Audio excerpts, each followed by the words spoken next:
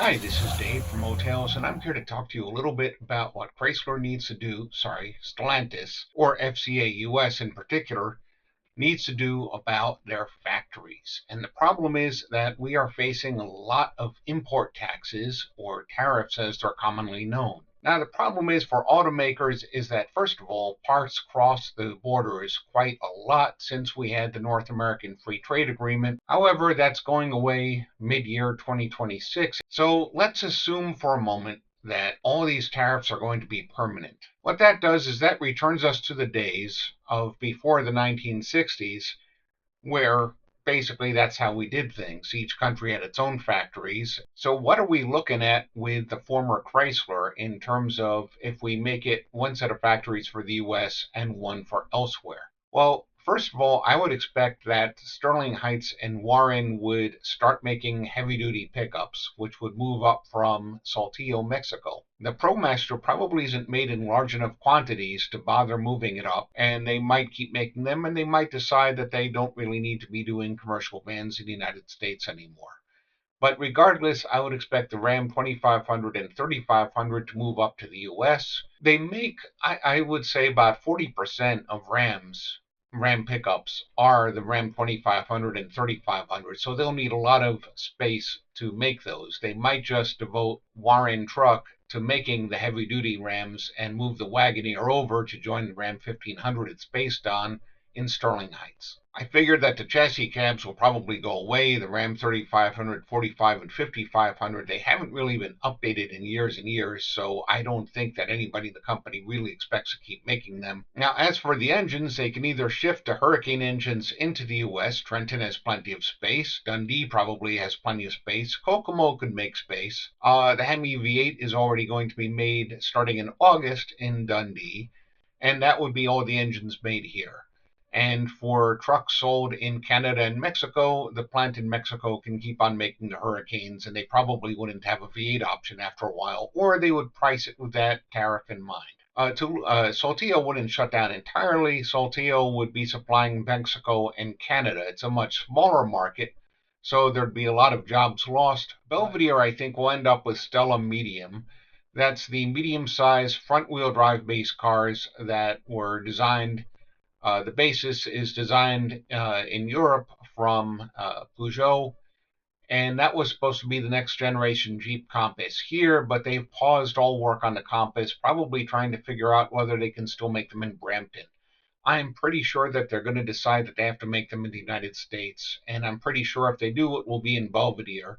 And they'll set it up so that they'll have a Chrysler, Dodge, and a Jeep all coming off the same basic Stella Medium platform, using either the Peugeot 1.6 liter engines being produced in Dundee and or the 2-liter Hurricane 4 cylinders that are coming up also to be made in Dundee. Now, the midsize pickup that they're working on, I suspect is going to be compatible with one of their Toledo plants where they make the Gladiator. So I figure that that'll actually just slip over there into Toledo, leaving Belvedere free, because having the entire Belvedere plant to make a mid-size pickup is kind of a gamble, and right now they don't have the money for gambling because they lost over $2.5 billion in the first half of 2025, and a lot of that is because U.S. sales just plummeted for Stellantis while everybody else had a boom. So they've got to cut prices and they have lower volume and they're going to lose money. One of the big questions is whether they're willing to invest all these billions of dollars I'm talking about in repurposing factories and moving things around. I'm assuming that they will. Stella Large, that is most of the company's vehicle nameplates right now.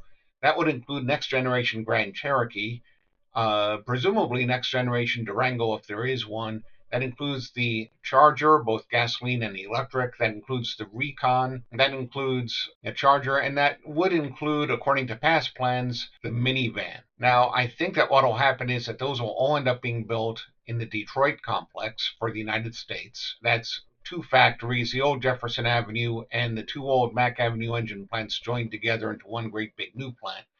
I think that that's plenty of capacity and it's flexible enough to make all these different vehicles there. And I suspect that Windsor or Toluca, probably not both, will make all the Stella large platform vehicles for both Canada and Mexico. And it's not that much sales in those two countries combined that they would need more than one factory. I'm hoping, both of the factories have a lot of good to say about them. Windsor, in particular, has often been Chrysler's best factory. And it's been there since before there was a Chrysler Corporation. So I'm rooting for Windsor, but Toluca has a lot to recommend it too. I think that that's the main amount of changes. The Hornet will probably just disappear. It's not really economic to make it here. They've already said they're not going to bring any over in 2026 because of the tariffs being way too high for them to make any money off it. The Pacifica, they might actually end up just dropping at some point. Its sales so far this year have been abysmally bad. The Kia Carnival has been unexpectedly high competition, which is the first time that Kia has ever seriously challenged Chrysler for minivans.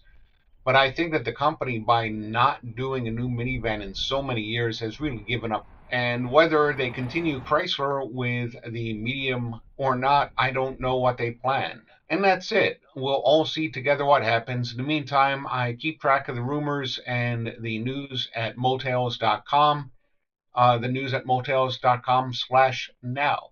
So I'll see you at Motels or I'll see you here on YouTube.